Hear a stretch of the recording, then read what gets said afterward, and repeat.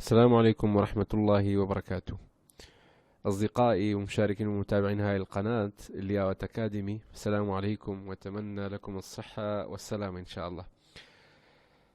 يا أصدقائي، إحنا كلنا نعرف بهاي البلد اللي كردستان الحبيب، كل واحد منا يوميا دا نتعامل ويا الأشخاص العرب.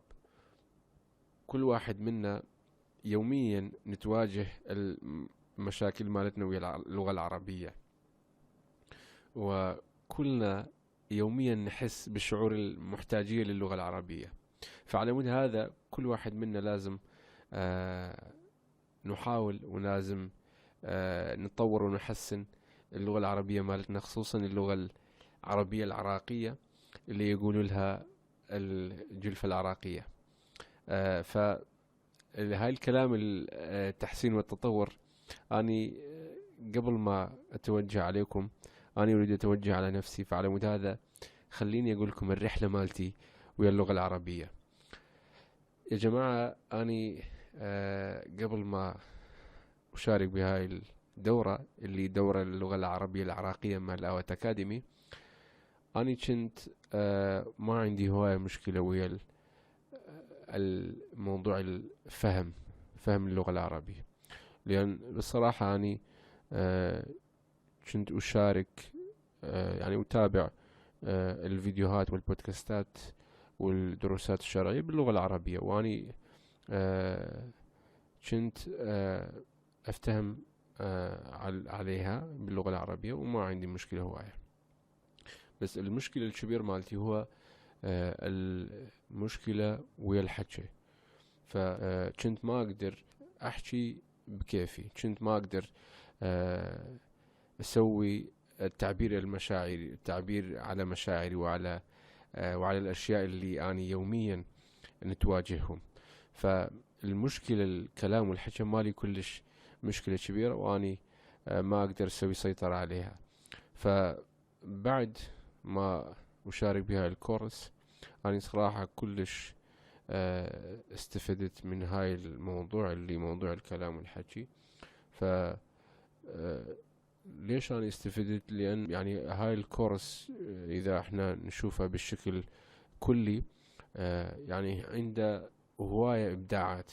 فخليني أقول لكم الإبداع واحد لو اثنين إبداعات منهم. الإبداع الأول اللي الكورس يا جماعة يروح بشكل كلش تدريجي. يعني إذا أنت ما تعرف أي شيء وأنت بالمستوى البدائي باللغة العربية، أنت راح تستفد من هاي اللغة، من هاي الدورة. وإذا أنت هم عندك مستوى، أنت مو مستوى بالمستوى البدائي وعندك مستوى الوسطي والمستوى العالي، وأنت هم راح تستفيد إن شاء الله من هاي الكورس. ليش؟ لأن هاي الكورس يروح بشكل كلش تدريجي. في البداية المواضيع كلش سهولة، كلش سهلة، يعني يروح كلش بشكل سهولة يعني. والمواضيع شوية شوية يصير أصعب.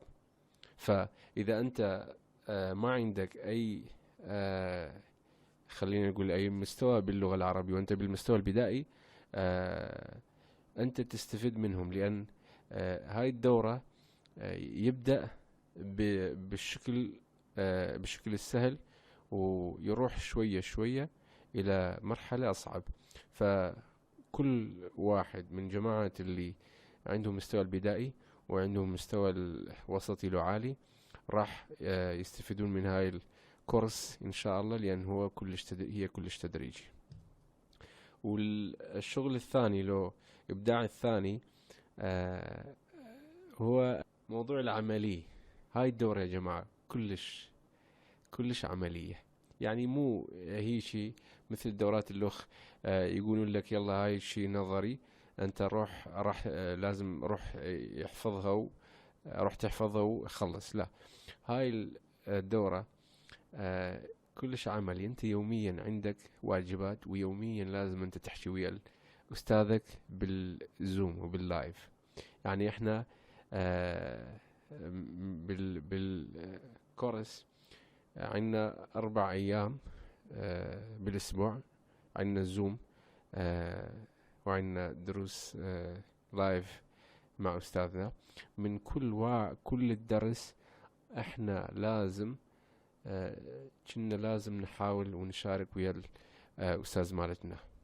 فهاي المشاركات وهاي المتابعات وهاي تطبيقات وعمليات يعني تعطيك استفادة كلش كلش عجيبة، لأن كلها عملي، وانت تحفظ الكلمات وانت تحفظ المحادثات وهيجي.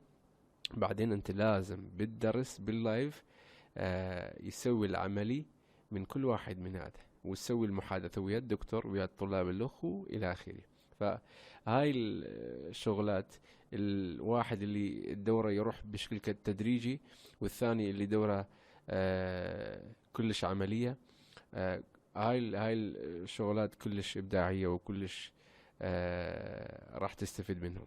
ف يا جماعة، إذا أنت تشوف هاي الفيديو مالتي، أكيد أني أعرف أنت ممكن قلق، لو ممكن عندك مشكلة ويا قرارك يشارك لو ما يشارك.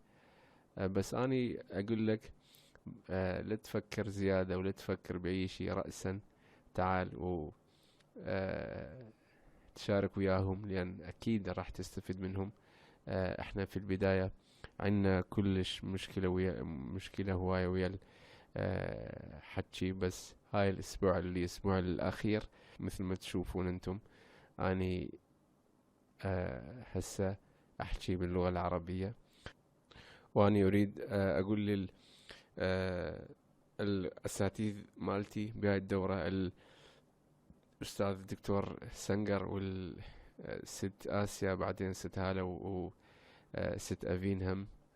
أني أريد أقول لكم كلش ممنونين لكم وكلش مشكورين لكم.